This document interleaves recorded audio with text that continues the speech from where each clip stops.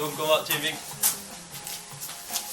Pour remonter, la 6, c'est tout con, il y a 4 vis. Une ici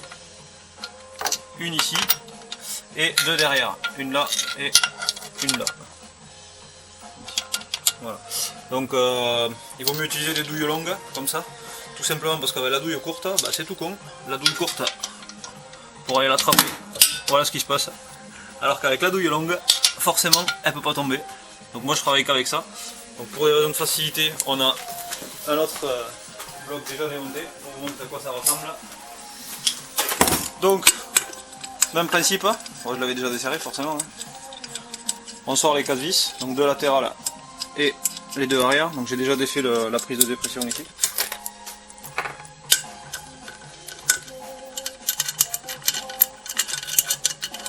Voilà, donc là on va ouvrir un A6 qui est fatigué. C'est-à-dire celui-là je sais pertinemment qu'il vibre à 2000 tours puisque voilà, je l'avais changé à cause de ça.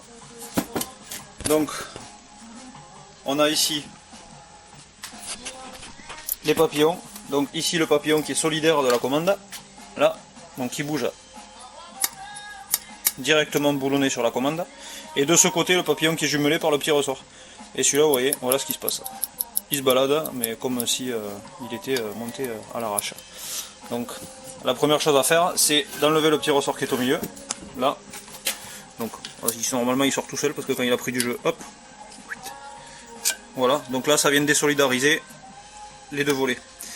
Première chose à s'assurer, je ne sais pas si on voit ici sur le reflet, ce papillon là il est plié, il y a un pli en travers. Tout simplement parce que comme la fin de course est déterminée par la vis qui est au bout ici, là, embuté. Si ce truc là a du jeu, l'espèce de colle elle a du jeu, en fait les papillons du bout tapent dans le bloc avant de s'arrêter. Alors ce qui se passe c'est qu'en fait au bout d'un moment ils se centrent. Donc c'est pas dramatique hein, puisqu'on peut les dévisser avec un tournevis cruci, les passer dans un étau, c'est deux plaques en laiton donc elles se redressent assez facilement. Voilà. Donc le but du jeu en fait, pour éviter qu'il ait du jeu, ce truc là, c'est tout con. Hein. C'est une espèce de ressort, prenez une pince, on va venir l'écraser ici. Alors ce type de pince là est super parce qu'en fait ça va forcément prendre la bonne forme dès le départ. Tchac. Et tchac. Voilà. On prend le ressort, on le reclipe. Et on n'a plus de jeu. Voilà, donc c'est vraiment tout con, vous voyez. Et surtout ça évite d'avoir cette espèce de bruit de casserole tout le temps. Alors en termes de réglage, le truc le plus simple à faire, réglage de fermeture, il y a une vis de butée qui est ici, hop, qui sert à empêcher le papillon de venir taper violemment contre le bloc en alu, et c'est comme ça qu'il se plie après les papillons. Donc ce qu'il faut faire, c'est se mettre embuté sur la vis au moment où les papillons touchent. Alors par sécurité, je rajoute moi un huitième de tour. Donc on vient buter sur la vis, hop, donc là je suis embuté. Voilà, et une fois que je suis embuté sur les papillons intérieurs, ici, je referme pardon d'un quart de tour, enfin un huitième de tour. Hop, comme ça on est sûr que c'est d'abord la vis qui va taper avant le papillon. Voilà. Donc ici vous avez un A6 qui a été révisé, ça a pris 1 minute 30. Chrono, voilà. Une fois que vous avez réglé cette vis, le réglage de pleine ouverture, lui, est déterminé, de pleine fermeture, pardon, est déterminé uniquement par la dépression. La dépression est fixe normalement. Alors après, en bricolant, on peut ajuster, en rajoutant une petite durite et un robinet dessus, on peut ajuster le régime d'ouverture.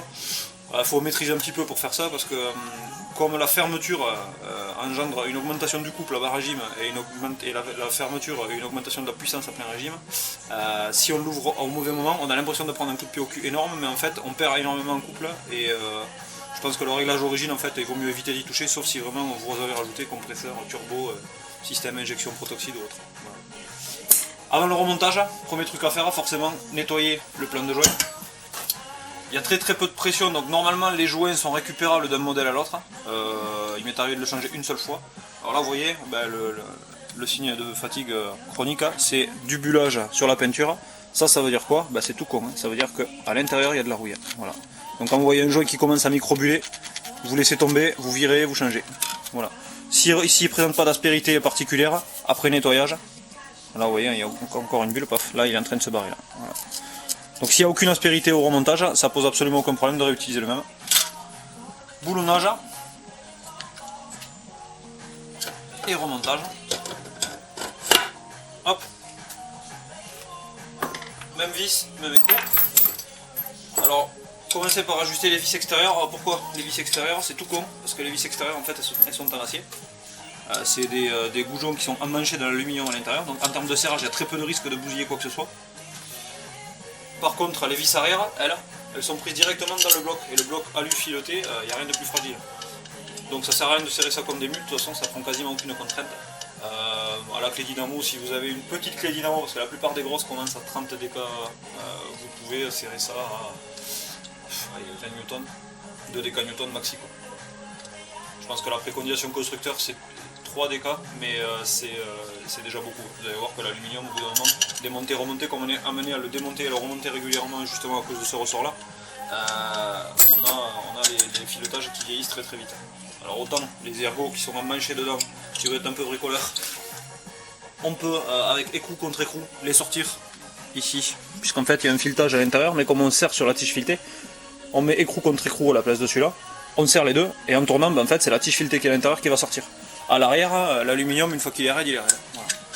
Donc faites gaffe au remontage, et surtout, n'oubliez pas de rebrancher la prise de dépression, parce que sinon ça marche beaucoup moins bien. Voilà, bon, si vous avez des questions, de toute façon, vous n'avez plus qu'à poster. Allez, salut!